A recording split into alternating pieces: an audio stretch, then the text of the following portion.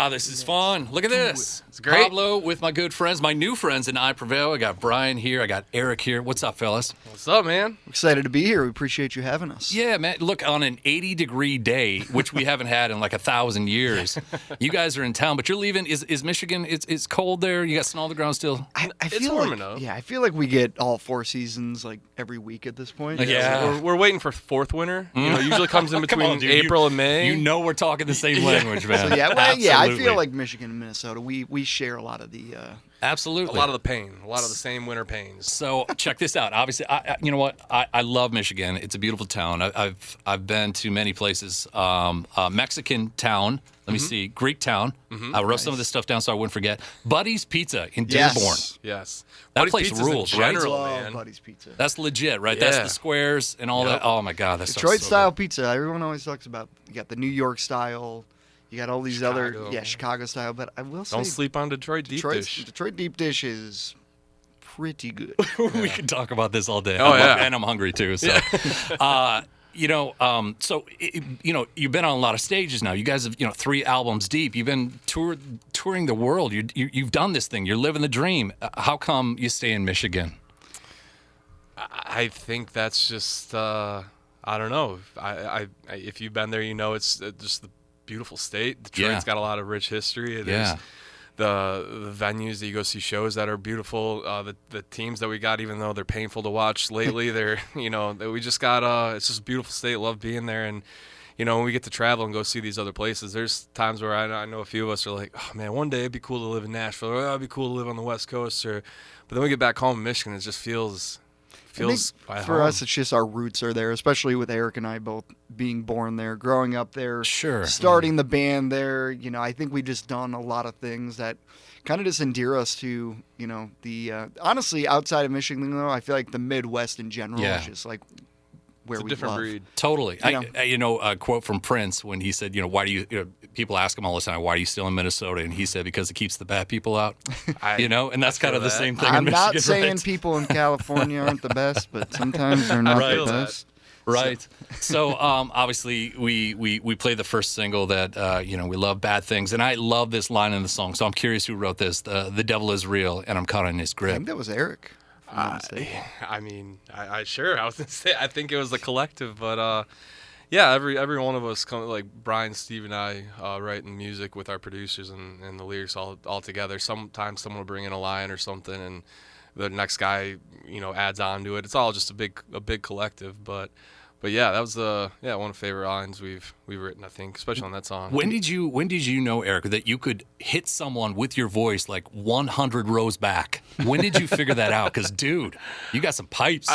Thanks, man. I don't I don't know, man. I remember being like in high school, driving myself to school, and that was around the time when I was trying to figure out how Corey Taylor did it, how Surge Sure. did it, how all these different, like Metallica in their own way, like these voices with this grit and power behind it. And after some years of short drives back and forth, just figuring it out, man, I think it just clicked one day when I wasn't like coughing and spitting up blood. But Wow. it just, it Do wasn't not, that yeah, bad. we do not want that happening to No. anybody. Bad, but- Anybody out there trying to become a vocalist, do not produce blood. That's if you're not doing that, not you're doing good. That's probably not a good sign. You don't want to be doing that. So all right. Look, it's been out there how you guys got together, but give me a little bit of a snapshot, just a kind of quick peek on how you guys met and how it Yeah, came I mean, to be. it's kind of a really wild story. I think a lot of bands have known each other for a long time, or they were good friends growing up. Where Eric and I, specifically being vocalists,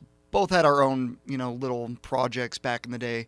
Right after, honestly, we came out of high school, I think both of us realized we love music. This is what we want to do. But both of those projects we formed kind of flopped and didn't really turn out. And eventually, it got to the point where I think both of us kind of had an inkling that like this might not be able to work anymore. Like I gotta do it now. So one day I just was sitting at home and like I want to give this thing one last shot. So luckily I ran into our lead guitarist Steve via some website called Bandmix, which you could just kind of find artists on. And then Eric I actually was contacted by through a friend because I just told him I can do all the singing, but I really want to bring someone in who can do harsh vocals and be able to scream and add another dynamic to Sure. the band. Did you guys run into each other prior to that, though? Nope. You didn't know each other Never. at all? Who knows? Oh. We might have been at like the Okay. same concert. Or Okay. something. More than likely, Sure. we probably went to the same shows. But yeah, it was Right. a funny story. I was playing baseball in college, and it was a teammate that was dating someone that knew someone. It crazy Oh, story right. that knew Brian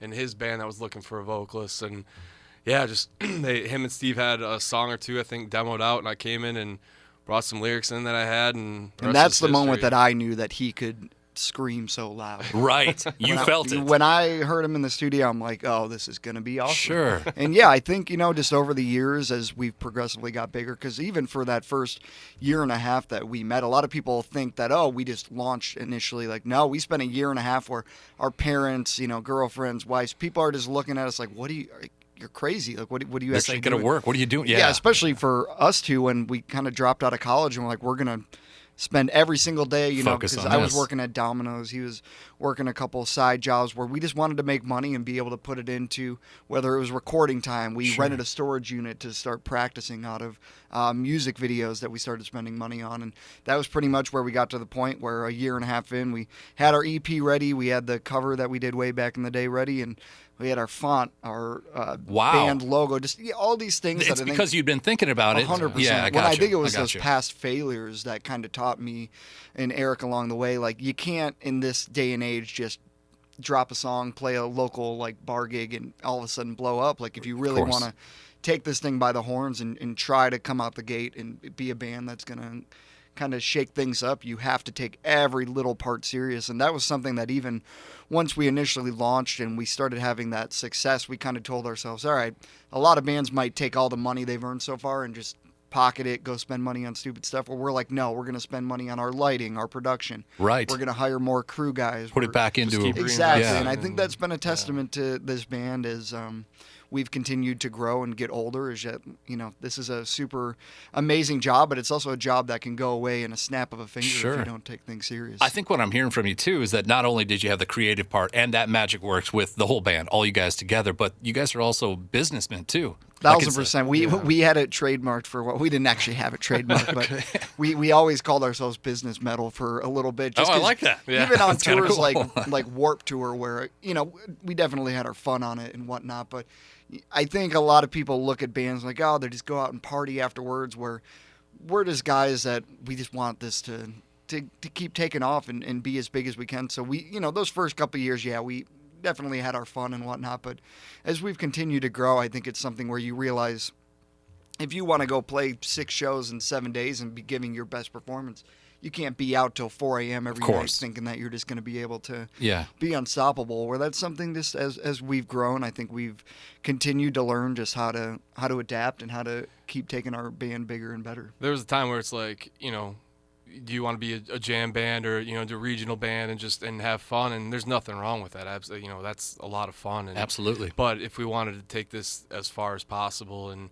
be the band that's able to play the small arenas, the big arenas, the go international, it's like you got to have a new Had to get mindset serious. to it. Yeah, yeah. Well, that was even the weird, and it actually worked out so well. But as we formed, we all realized, that between the three of us, Eric, Steve, our lead guitarist, and I, we all realized that collectively as musicians and our musical taste, we fit together great. But then we also realized in terms of building a business, I went to school for marketing. So when it came right to on. trying to find the, the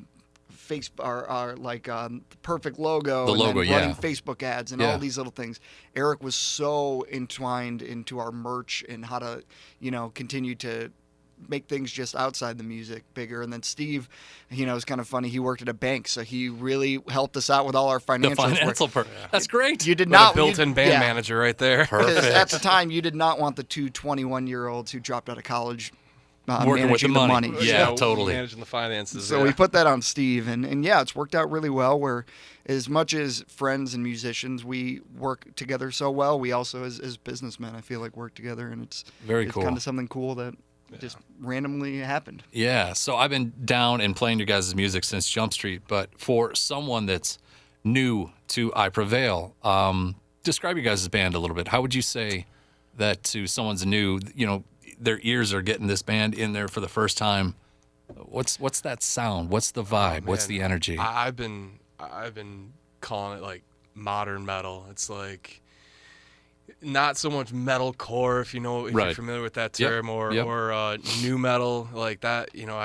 I haven't found a good descriptive term other than like a rock band. And I feel like modern metal, we take a lot of influence from modern production and pop and hip hop, rap, and R&B and stuff, but also from metal bands and rock bands that we find influence from, and try to merge the two, kind of like how new metal back in the 90s was a mixture of like what was trending in hip hop and Well, rap. we were into talking metal. about on the hallway, like Linkin Yeah. Park. Yeah, Just absolutely. what's up? I mean, that's amazing. They set the bar so damn high. So that's a Absolutely. band that you guys would look to as an influence. 1,000%. Yes, Especially yes. being a band too. That I think one thing that Eric and I collectively, once we started working together, really quickly realized is our music taste is so much more than just a little pocket of rock or metal. Where I think you look at a band like Linkin Park and all the radio hits they had were so different. You'd go from one song that was like a piano ballad and Yeah. super soft, and Chester's just In the kinda end, letting it out. love it. Mhm. Yeah, and then you go and you'd have one of their heavier tracks that Shinoda's rapping like crazy, and Yeah. Chester's letting out long screams. Where I think that was something for us that as we continue to get bigger, and even way back in the day when we wrote the EP, we just wanted to be a diverse band where when you put on a certain album, you're not going to get hit with every single song sounding the same. And That's important. for That's better huge. or worse, That's because so obviously important. there are going to be some people who maybe don't mess with our softer stuff, or maybe they don't mess with the crazy heavy stuff. But we want to be able to bring somebody in, whether you are a fan of rock or whether you are hearing rock for the first time and can go, whoa, that's a little different. That's something that I think I actually like. And you can go from song to song and kind of just be on a journey where every one of our records to this point, I think, has been pretty diverse like that. Well, have an acoustic ballad here Sure. or there, but the majority of it is Approachable. exactly. Yeah, we're just I love trying to bring it. people Yeah. into the rock world, man. We're Sure. just trying to Yeah, we wanna- boost this world back up. We want to grow this because you guys do such a great job at promoting bands like ours and helping us kind of get our name out there. Dude, And if you guys sucked, we wouldn't do it. Seriously, let's be real. well, we You know what I appreciate you guys, and it's something where we want to just take the rock and metal genre and just blow it up to a point where down the line, I always tell this story, and it's still funny to me that we got nominated for Rock Album of the Year for the Yeah. Grammys. Yeah, the Grammys. And we're all excited. We go in there like, oh, we're gonna like. Was that the start- same year? Bring Me the Yep, Horizon. So were it was there, funny. wasn't We it? actually were looking at each other and we realized like, oh, they do the rock categories before they actually air Of the live course. show. So they Yeah, do the it at like Grammys. 1 p.m. when no one's watching it. And I Right. think both bands kind of looked at each other and like, this is like a sign for us to continue trying to take rock and metal to a sphere that it hasn't been in for a while. Exactly. I love that. That's smart. I hope you guys can help champion that. That'd be fantastic. It 1,000%. needs to. It Yeah. needs to get back You to being remember the the future. days of Absolutely. MTV Oh, yeah. would air tons of rock and metal Of music course. videos, and I think it was just a little more mainstream back in the day. Where I think it's like ebbs and flows. Where for a couple of years you have country really pop, and then a couple of years you have hip hop and R&B pop, and I'm really starting to see now, especially with some of these young up and coming rock bands, that rock is slowly starting to kind For of sure. get back to It's starting to be cool again. Yeah, I agree. I agree. Yeah, there's a lot of good ones that I like. I mean, like Bad Omens has been around for a minute, but still, Bad Omens is really helping with that. Sleep Absolutely. Token is Love a huge. that. I'm a huge Sleep Token fan. So anyway, 100%. moving on, talking about the new album here, True Power. Obviously, it's an amazing, another chapter in I Prevail. You guys did a fantastic job with this record. So Thank you. in the studio, when you guys are, thinking of ideas, do you guys reflect on the past, or you only stay in the future when you're working on music? Is it just not nothing we've done before, or is it?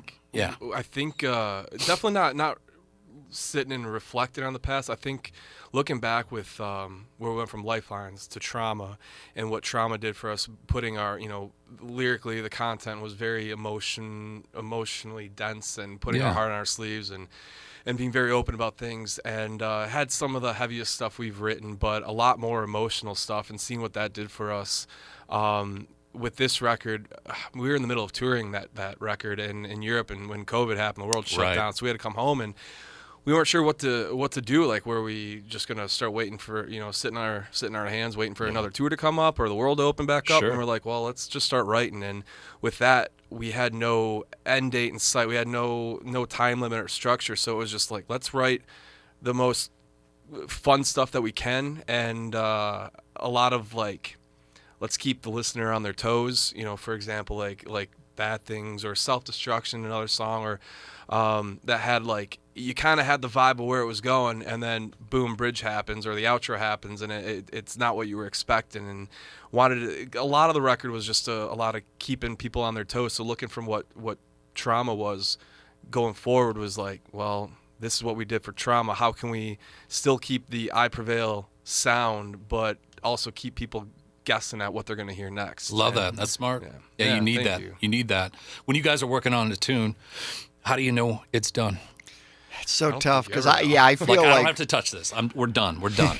I feel like we're the band that especially likes to keep going on a song until basically one of our managers comes in or the label starts pressing us. Walk away. We are those perfectionists where I think, and sometimes it can be a great thing, but sometimes it can be a bad thing where you sit with a song, you write the hook, you have the chorus going, you have a lot of the song written, then you come back 2 weeks later and you're like, oh, well, I could improve this part here. I could maybe tweak this lyric here. Yeah. Then you come back a month, 2 months, 3 months, and then all of a sudden you're just like, am I changing things just to change it at this point, or am I doing the right thing? So I think the great thing for us is it's not just one dude in the room controlling everything, being like, this is the right way. We have 4 really brilliant minds, I feel like, that really sit down and try to become a cohesive unit where 3 out of the 4 of us are saying, listen, this is 100% the way to go. Mm-hmm. I think we have that brain trust where we go, all right, that is the right decision. Or, if Eric is really specific about one of his parts and says, like, I trust me, guys, like, this is the vocal I want to do.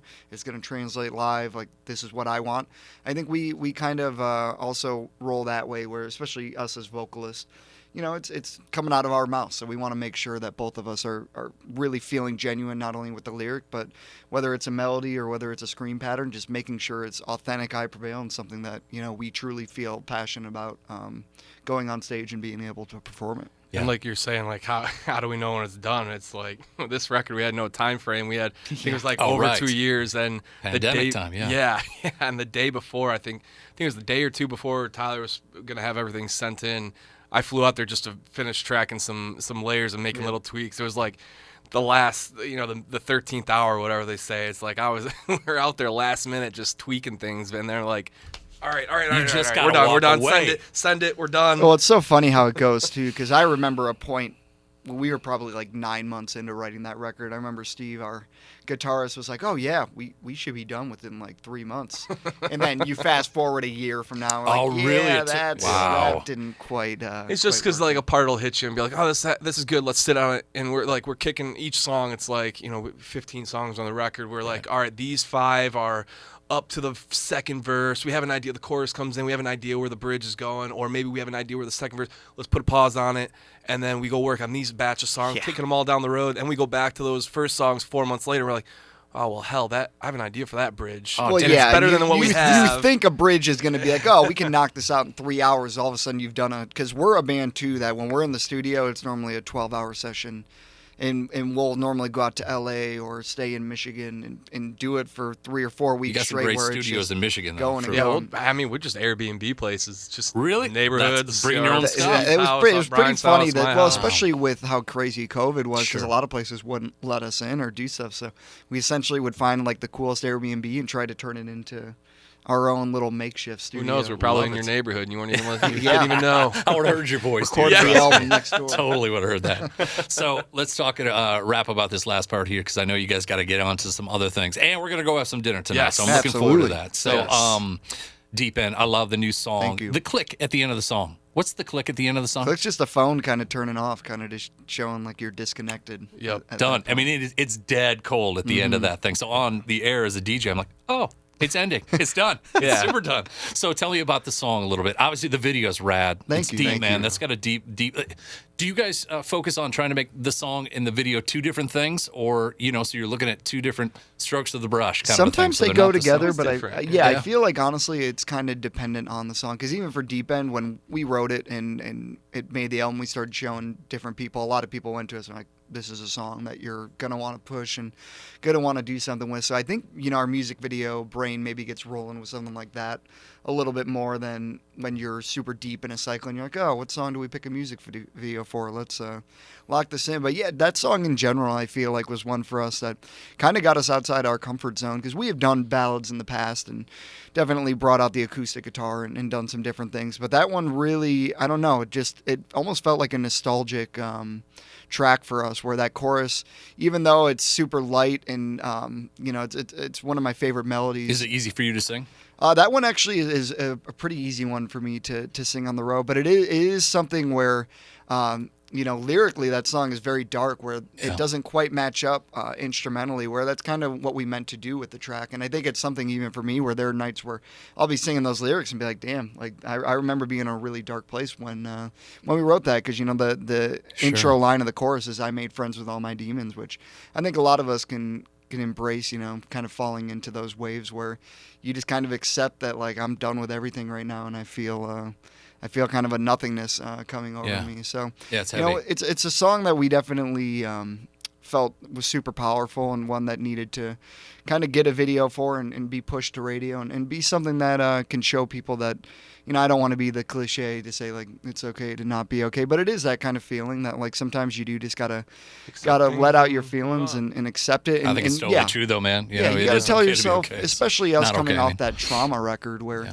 I think that was us starting to realize, like, we can take that trauma and learn to live with it. And sometimes not every day is going to be great, and you got to realize that that's what these songs and stuff are meant for. So someone going through a dark time listening, right now, who comes and finds a track, can have that song to go to when maybe they're just not, feeling super high. And I like that. You feel the same?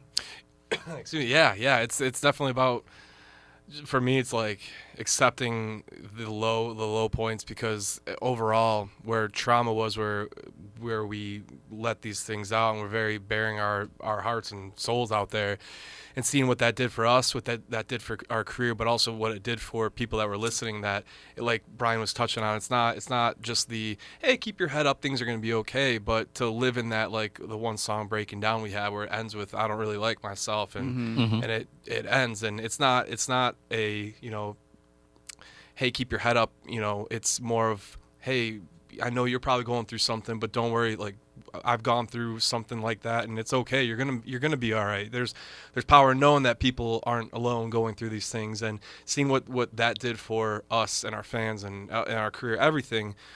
That was really what our true strength, our true power was taking these and love it. That's perfect. Driving it home and letting these things break us down, accepting it, and becoming stronger and rebuilding. And that's, for me, a lot what Deep End is accepting, letting it in, letting your demons, your faults, your flaws, whatever in, and rebuilding yourself stronger, so the next time around you can handle it better. I think it too goes to show, for anybody out there, I think, who feels like, I know a lot of people who, they have everything perfect. They have, the wife, they have the perfect job, the house, they have the car, all these things that they want, and yet they still kind of have this, emotionless, like, void inside their head, where they're like, why does everything still not feel good? And I think the initial line in the song, if you had it all, would it be enough, is a perfect way to represent that. And I think even for us, where a lot of our peers and friends and family look and they're like, oh, everything in life should be perfect. And I think we kind of wanted to show people that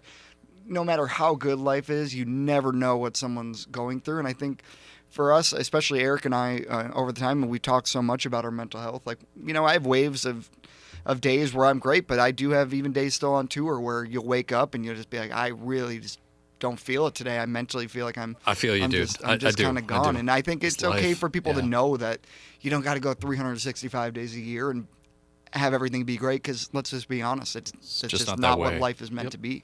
That's awesome. That's really strong. That's a perfect way to end this thing. I love it. You guys are inspirational in many ways. I love it. And I love playing your music on the radio. Thank you, it's man. always. Well, we appreciate you. The fact that our music even gets played on the radio, I think if you would have told our 20-year-old selves when we formed that we were going to play it on rock radio all over the country, I would have been like, yeah, that probably didn't happen. And I've watched the crowds just grow and grow for you guys too. I mean, you play some of these smaller spots out the gate, and then you're selling them out, and now it's getting bigger and it's bigger. And then you watch at a festival, I watch people get off their ass and just move to see you guys That's awesome. do your thing. Thank It's you. so rad. So I Prevail. You guys are amazing. Thanks again for stopping by. Hey, you, thanks for brother. having me. Eric Appreciate here. it. Thanks again. All right, fellas. Peace. Later. Peace.